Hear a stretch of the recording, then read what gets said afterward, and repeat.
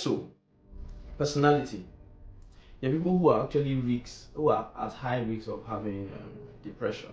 Okay, so these are people who have the tendency to worry a lot, people who have low self-esteem, people who are perfectionists. Yeah, they want everything to be accurate, and the moment they can't get it the way they want, they just go down on themselves and they're hitting themselves so hard.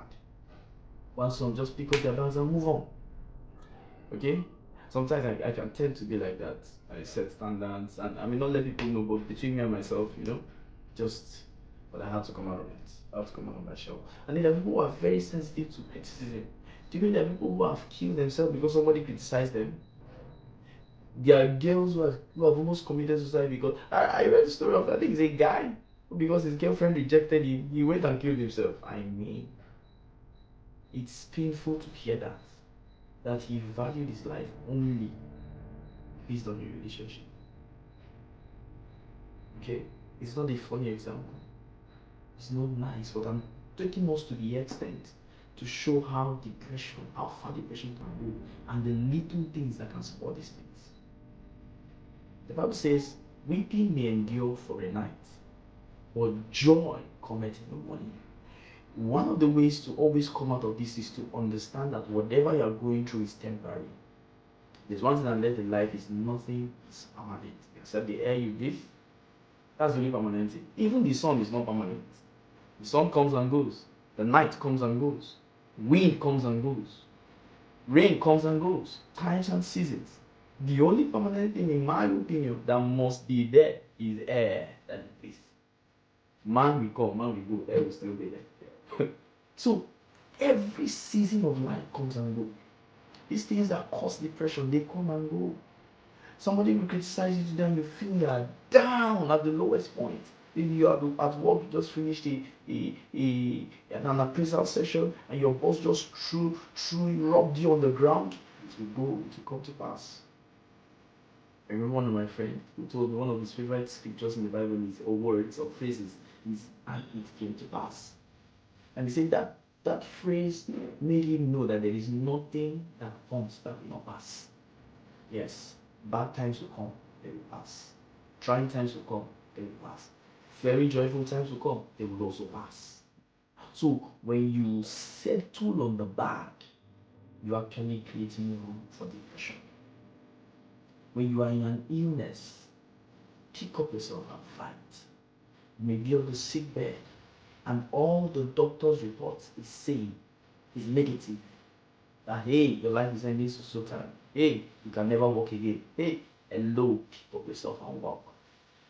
Pick up yourself. I can tell you examples of countless people who rose out of the disadvantages of life to become men and women of impact.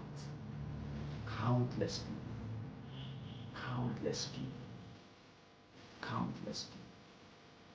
So it doesn't matter what you are going through. I always tell people, even if nobody has come out of what you are doing, decide to be the first. I mean, if nobody has come out of the situation you're going through, decide to be the first. Decide to be the protocol breaker. Rather than wallowing in the valley of depression, the valley of guilt, the valley of whining, decide that I'll rise up at the first. We have blind men who are begging in the streets. Yet we have blind men who are producers of music. We have blind men who are singing songs, who are playing before kings and queens.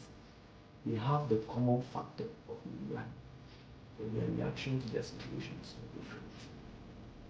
One saw it as a disadvantage. The other one with that disadvantage saw that they're still doing it.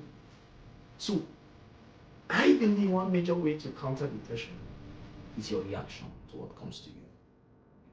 You see, Joyce Meyer wrote a book called The Battlefield of the Mind. Depression is all about the mind. That's the truth.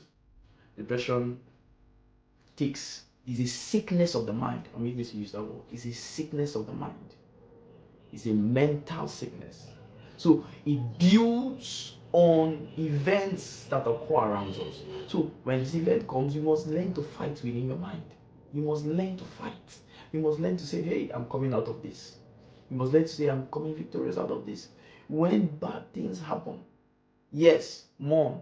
The Bible says Jesus wept. You can weep. But your weeping should not draw you down. Your weeping should make you rise up. Are we together? So, serious medical illness. Also, drugs, use of drugs and alcohol leads people to depression. Yeah, that's a real case. I mean, I don't want to mention stories, but I know people who this have thrown them into bouts of depression. People who have killed themselves as a result of this. Life events, which I've discussed about, is the major thing. So, life events causes of depression. Some people due to unemployment. Some people in abusive relationships. Maybe in an abusive relationship, it's causing you to be depressive. You need to find a way out of that. Your partner is not willing to change. I'm telling you, it's not a relationship at all. But I'm a young guy, but with my little experiences, things that I've known, things that I've read, things that I've seen at times in a very abusive relationship.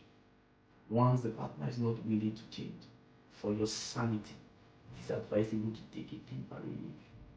Okay? It's not a relationship.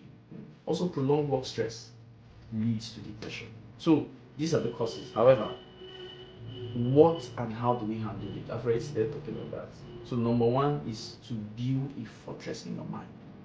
Okay? And what is that fortress? Number one is no matter what comes my way, I will come out of it. You need to stand on the foundation of this, as I said before. It shall come to pass. Okay? I remember when I had a funny experience. And it was so funny because it was painful. Now it's fun. I was cooking in the house, and then I don't know what I did in the kitchen, and I made it and hit the frying pan, and hot oil poured on my hand. I pray you will not experience that kind of pain. The pain was excruciating, undescribable, unimaginable. I think that's really my most painful experience in life. Hot oil on my hand, and I was looking at my hand. I couldn't do anything. The heat was coming from inside outside. And I know that I heard that if I pour water, my skin will peel. So I just carried the heat out first, the pain I was shouting. And I was telling myself something. I said, this pain, come and go. In the midst of the pain, in the midst of the heat, I said, in the next 2 weeks, David, you will not feel this pain. However, you must manage it well now. Don't pour water because you're looking for this. And I ran out. Unfortunately for me, as I ran out of my house, I was single. I met some old women who told me, they just ran to me and said, don't pour water. And he brought salt and poured on my hand. They said if I put water on my skin, it would have peeled. And with that salt, there were no scars. So he poured the salt all over my hand. The hand absorbed it. However, the pain was still there. But today, if you look at my hand, there's only a very, very, very little scar. I think the only part that's got on the top. So what am I saying? During that phase, my reaction in my mind was, hey, this will come and pass. Even though this pain is real now, it will come and pass. And today, as excruciating as that pain was, this is many years down the line, I'm not feeling the pain. So there are many times you will go through painful episodes in life. You need to tell yourself, this will come and pass. And it came to pass. You see, that was what inspired Jesus. That was part of this that propelled Jesus to go and die on the cross. He knew it was temporary. He was not going to live on the cross. He was going to die, come down, and he was going to go to glory. Many times the things that lead people to depressions are things that are processes that are actually meant to take them to their places of glorification. But in that, they end up frustrated. You remember the story of the thieves that were beside Jesus? They were guilty. Jesus was not guilty.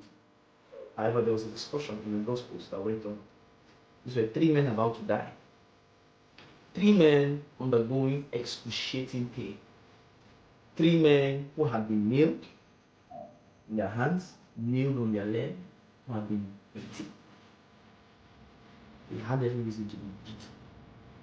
They had every reason to, it was their last gasp at life.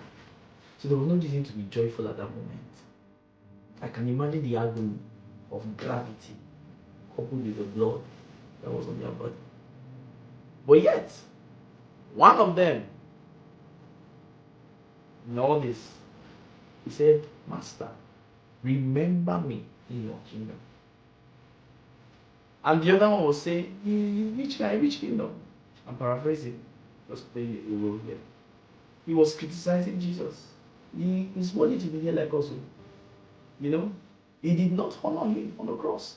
The pain of what he was going through. Of course, we are all the same. Oh God, you are the same thing. You deserve what you're getting. And the other one said, no, he is sinless. This is a holy man. We deserve what we're getting.